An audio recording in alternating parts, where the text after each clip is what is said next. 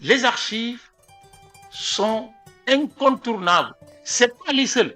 Maintenant, il ne faut pas aussi que nous soyons exigeants au point de dire s'il y en a de bonnes archives, tout est réglé. Non. Il y a un ensemble de critères dans quelque organisme que ce soit pour renforcer la performance. La performance, c'est comme dans le sport, mais c'est je gagne quelque chose. Mais si vous voulez gagner, il faut vous entourer. Et un des plus grands archivistes du monde, qui a d'ailleurs dirigé les archives de France pendant longtemps, qui a créé le Conseil international des archives, qui a déterminé cette semaine des archives que nous vivons, qui a créé le Centre technique international des archives à Paris, Charles Bréban, pour ne pas le nommer, disait, avait une formule choc, il disait « Donnez-moi de bonnes archives et je vous ferai une bonne administration. » Donnez-moi de bonnes archives et je vous ferai une bonne administration. Or, Babacar l'a dit dans son discours, mais un des contre-exemples de cela dans notre pays, c'est les archives de l'état civil, par exemple. C'est parce qu'il n'y a pas une politique civistique cohérente, pilotée, mais que les gens naissent comme ils veulent dans ce pays. Ils naissent et renaissent et renaissent. Il a parlé de moi comme vice-président de la Ligue de football de Dakar. Un jour, j'ai traité un dossier à l'époque sur une affaire de Coupe du Sénégal, une équipe qui porte plainte contre l'autre. On étudie le dossier. Et puis le président qui était précis dit « Ah ouais, c'est un professeur Mbaïtiam, c'est lui le vice-président. » Je regarde les dossiers et comme les archivistes, comme tous les métiers, chacun regarde les situations et les contextes en fonction de sa discipline. Un médecin, quand il vous salue, il regarde vos yeux, vos trucs pour savoir si vous êtes malade ou pas.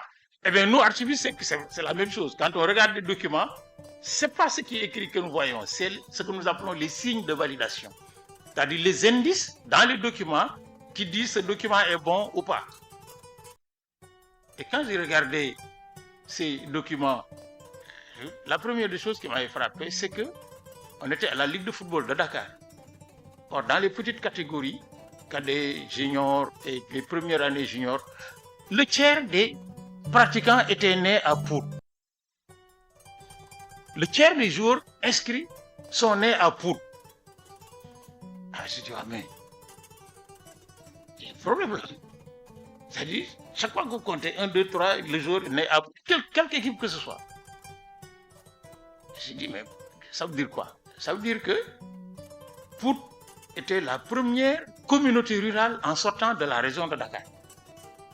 Il n'y a que dans les communautés rurales qu'on peut faire des audiences foraines pour dire Mbaïtiam qui était né en 1920 est né maintenant en 1935. Quelqu'un il lève la main, je dis je suis témoin, on lui donne 1000 francs et le juge lui fait sa renaissance. J'ai dit c'est pas possible. Pas possible. Des footballeurs de Dakar ne peuvent pas être nés à Pout. Bon, maintenant, vous pouvez naître à Pout et jouer à Dakar. Mais qu'il y ait une proportion comme ça, et je suis allé plus loin, et j'ai regardé de plus près les documents dans le contentieux qui opposait les deux équipes. L'une des équipes avait 2 joueurs de même père et de même mère avec 5 mois de distance de naissance. Mais ça, l'archiviste, lui, il va tout de suite. L'état civil dans notre pays, c'est un cas extrêmement. Je viens de terminer la base de données de l'état civil consulaire du Sénégal, c'est-à-dire l'état civil concernant les Sénégalais qui sont nés, qui se sont mariés, qui sont décédés, qui ont divorcé à l'étranger et qui ont été inscrits dans les 74 consulats et ambassades du Sénégal à travers le monde. C'est extraordinaire. C'est des diplomates étrangers qui ont attiré l'attention du ministère des Affaires étrangères sur le fait qu'il y a des Sénégalais qui trichent sur l'état civil consulaire parce qu'ils naissent chez nous, ils rentrent, ils reviennent. Quand le ministre m'en a parlé, j'ai dit mais tu fais une base de données et la question est réglée. On vient de terminer la base de données, ça fait 9000 registres qu'on a indexés.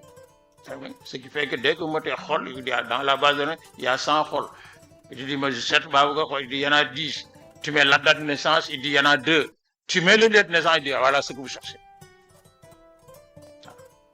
Et du coup, là, quand vous présentez, maintenant, c'est plus rapide.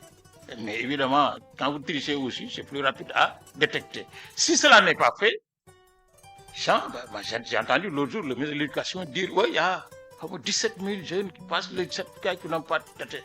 d'extrait de naissance. J'ai dit, mais comment ils ont fait pour arriver en CM2? Comment on les appelle? Depuis le CI, à nit qui va mettre tour accent. Mais il n'y a pas de... Et on trouve ça... Mais c'est extrêmement... Moi, quand je suis arrivé en France, jeune étudiant, il n'y avait pas d'exigence de visa pour les Sénégalais pour entrer en France. D'ailleurs, c'est le Sénégal qui exigeait un visa de sortie.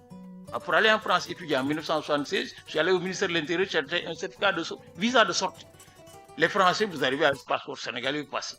Quand les Français se sont rendus compte, toutes les années fin 70, que la plupart des Africains là, francophones qui sont là, ces 2-3 personnes ont commencé à organiser cela parce que c'était la fraude avec des conséquences désastreuses. Un exemple que j'ai connu à Bobigny, d'un monsieur.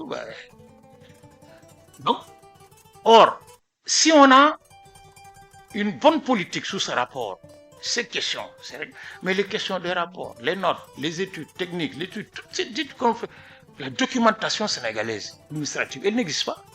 En France, quand on vous confie un rapport à faire, vous interrogez la base de données de la documentation française qui génère tout ce qu'on a étudié, note et fait sur tous les sujets par l'administration.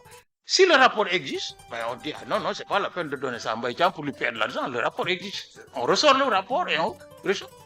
Or, moi, j'ai vu, j'ai travaillé dans les collectivités territoriales. Il y a des cabinets qui font la même étude pour toutes les communautés, les communes du Sénégal, sans exception. Ils enlèvent Dakar, ils ajoutent Dara Djolof. Après, demain, ils enlèvent qui, ils mettent Tchingo. En changeant les chiffres et les trucs, ils font de la... Si on avait, j'ai dit, il suffit de... Or, ces études, mais ceux qui les font, c'est des administrateurs qui sont payés. L'étude appartient à l'État du Sénégal. Il suffisait d'avoir, comme je l'ai proposé il y a 20 ans, tous les ministres territoriaux, je leur propose ça. D'avoir une base de données, des notes, des rapports, des études, tout ce qu'on fait pour que, mais d'abord, on économise énormément d'argent pour les études, que pratiquement les collectivités locales elles-mêmes, avec partie de leur personnel, mais extraient les notes sur les sujets desquels ils veulent travailler et les contextualisent. Bon, si on le fait, on ne peut pas après dépenser de l'argent sans donner de raison. Mais ça, c'est un autre débat. Deuxième chose, chiffre et pertinence décisionnelle. Donc, chiffre et performance. Mais chiffre et pertinence décisionnelle. Les archives, depuis qu'une de nos collègues, Jacqueline Calixte, les a intégrées dans ses enseignements dans une école de commerce. Elle enseignait dans une école de commerce. Elle a dit qu'il nous manque un module, la gestion de l'information. On a intégré ça à l'école de commerce de Lyon. Elle a dit pourquoi? Il dit les archives, l'information constituent une variable de gestion, au même titre que les autres variables. C'est-à-dire quand on vous confie une mission, vous dites de qui j'ai besoin, profil de personne, de combien d'argent j'ai besoin, budget, de quels équipements j'ai besoin, de quelles infrastructures. Mais si vous ne dites pas de quelles informations dont j'ai besoin dans le passé à côté de la performance. Et les Américains, j'ai lu, quand je faisais ma formation au Canada, un Américain qui avait écrit un excellent ouvrage de référence qui s'appelait William Beneden. C'est lui qui a inventé d'ailleurs le concept de records management, la gestion du document administratif activité. Il disait la décision la meilleure dans toute administration, c'est souvent la décision la mieux documentée.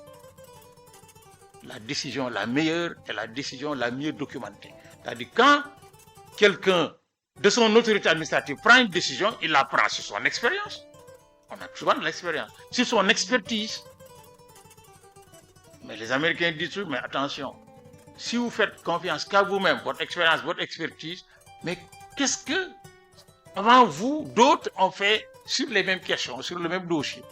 Si vous retrouvez ça dans l'institution où vous travaillez, mais vous ajoutez quelque chose à votre expérience personnelle que vous ignorez.